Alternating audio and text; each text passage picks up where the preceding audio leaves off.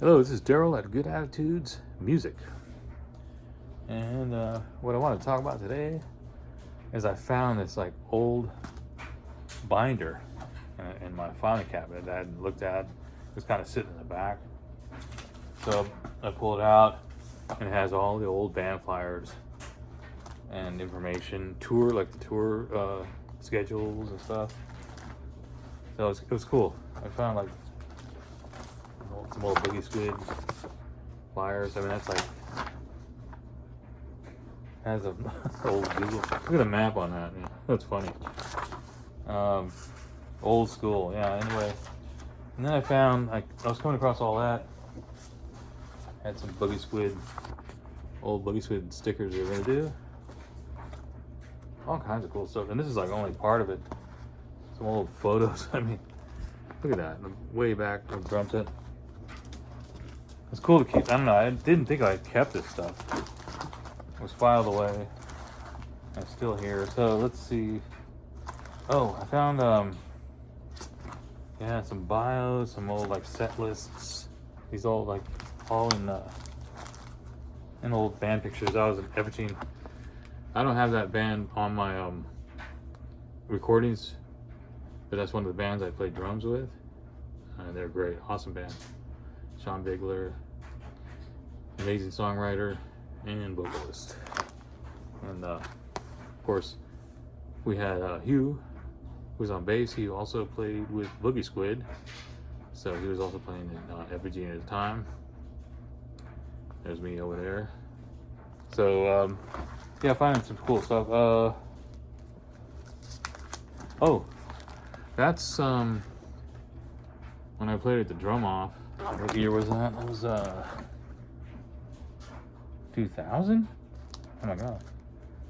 Yeah, I did a certificate award for when Guitar Center had the drum offs.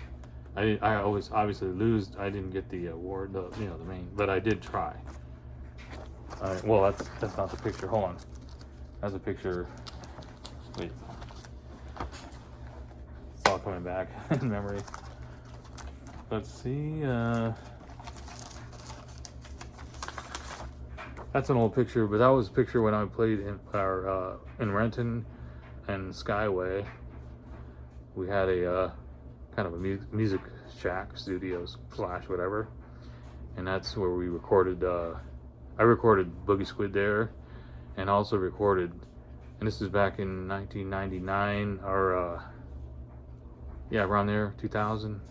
1999, 2000, recorded Boogie Squid and Evergene drum tracks there for both those bands. It's a great place. I miss that. It's a great studio. The neighbors never complained. I mean, no one. We played as loud as we wanted to, and in fact, one time, a friend of mine was visiting, and we were up on a hill.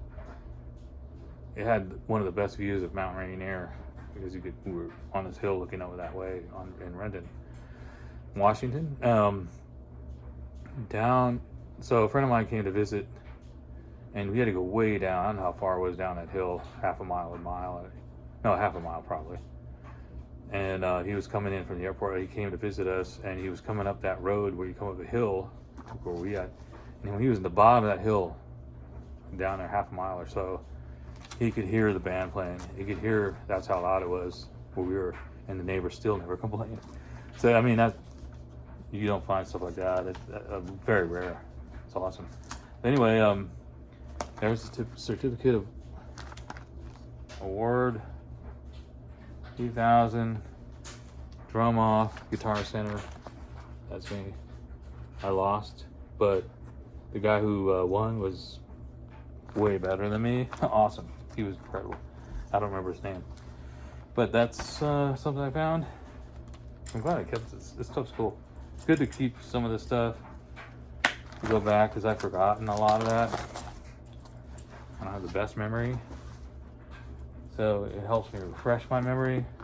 And when we made all this stuff, I mean, all these flyers, and these are like, we send these to clubs to get gigs back in the day before all this. I mean, it was internet, but not like it is now.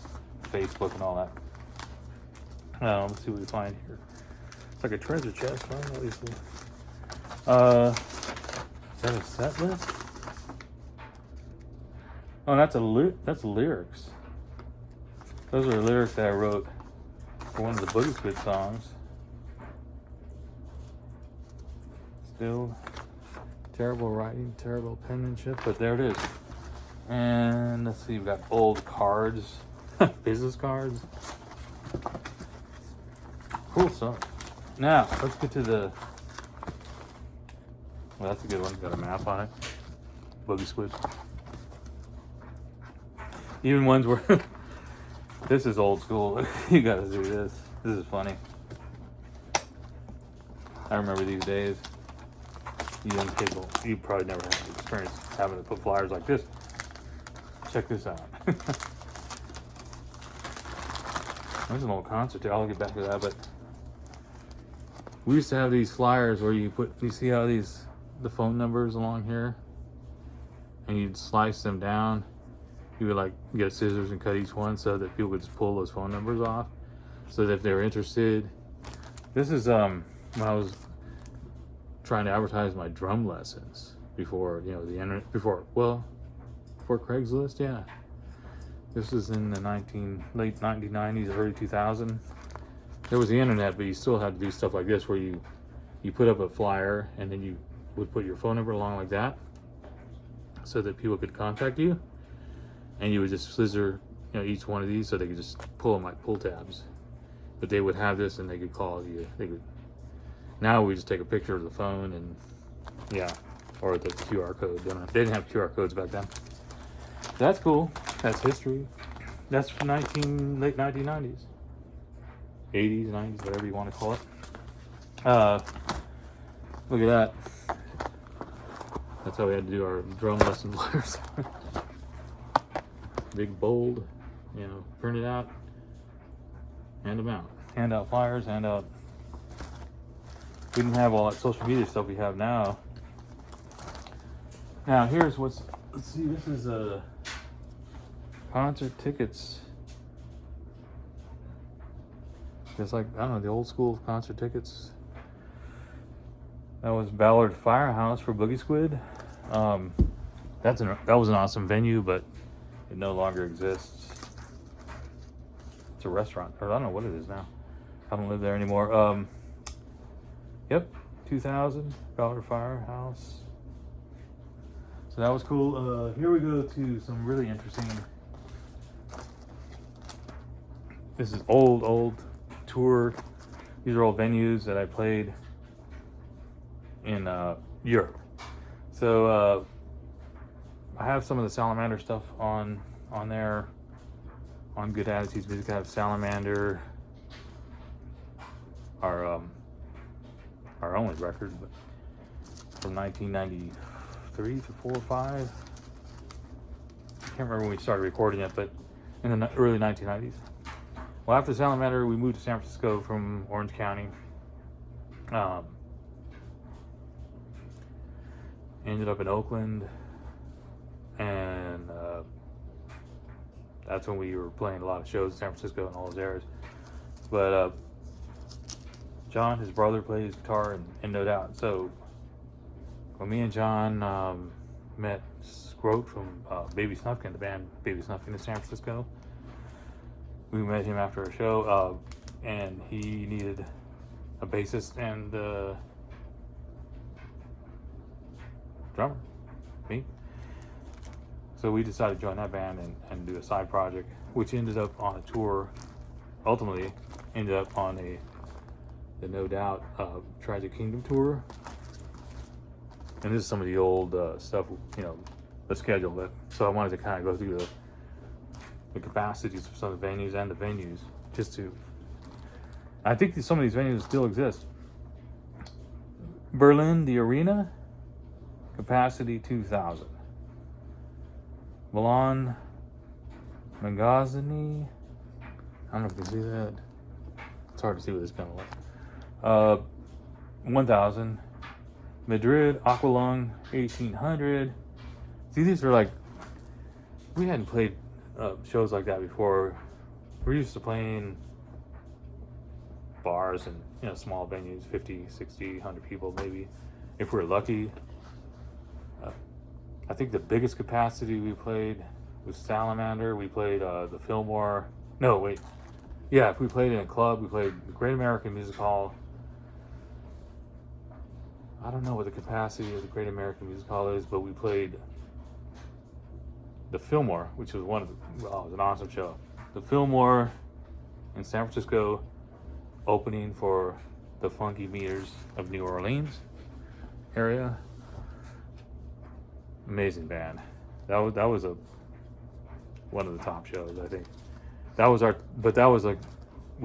highest we had as far as venue, was 800 people. So when we get over to when me and John get at Berlin, Germany, that was a shock to play for 2,000 people. I don't know if that many people were there, but that's the capacity of the venue. But the venue, there was more and more people, so it was a different experience from playing bars and the sound systems and playing, you know, medium-sized venues, and then playing, you know, these bigger venues all the way up to like hockey arena type venues.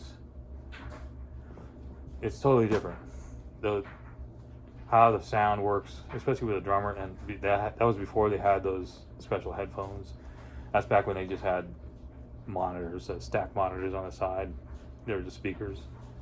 So it was hard to adjust to that. You had to kind of I had to simplify my drumming, just because of the echo. Now I think that I've never played with those headphones they have nowadays.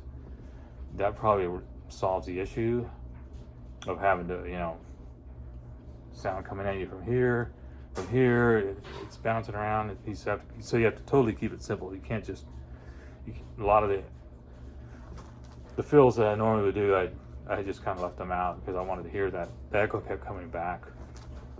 So it was a different time. Different experience as far as being on stage. We played, I mentioned Madrid, Aqualung, Barcelona's Celeste, Offenbach, okay, can't pronounce that, Dortmund, Rock Holland, Cologne Live Music Hall, Paris La Cigale, Stockholm, man, some of these are hard to pronounce. Stockholm, well, I know it's Stockholm, Sweden. Holland, Oslo, I remember Oslo, Centrum, Copenhagen, Vega, and so.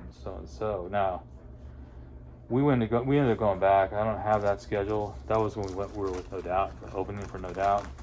So of course there were bigger venues. And then I think we came back. If I could find that. That's a good one too.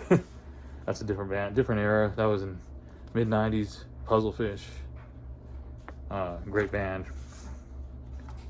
At the club Coquetry. Medium-sized club. So I'm coming, none of this is organized. I don't know if I can find the German consulate. Let's see. Yeah, I don't think I'm going to find the next tour we did after that, because we did that tour, built up kind of a fan base. I mean, there was fan clubs, I guess. And I can go on and on about that tour, about how hard it was, because we didn't have the money like they did. So we were on like a small budget, or no budget. Not much of a budget. But we did make all the shows. We were in a station wagon with the equipment strapped on the top. We mostly slept in the station wagon, or slept wherever we could find. I have all kinds of stories about that. I won't go into that. They're hilarious. So maybe it's another video, but it was a learning experience I'll never forget. And even though it was low budget and we were pretty much homeless, just living in a car, and they were in tour buses and all that, and hotels, whole different scale going on there. It was awesome to be able to travel to see all those parts of the world that I would never have seen if I hadn't been in that band. I mean, I saw all of Europe, Germany, Switzerland, France, Brussels, Sweden, Norway, Oslo, Hungary, Budapest, Hungary, Spain, Italy, all those places.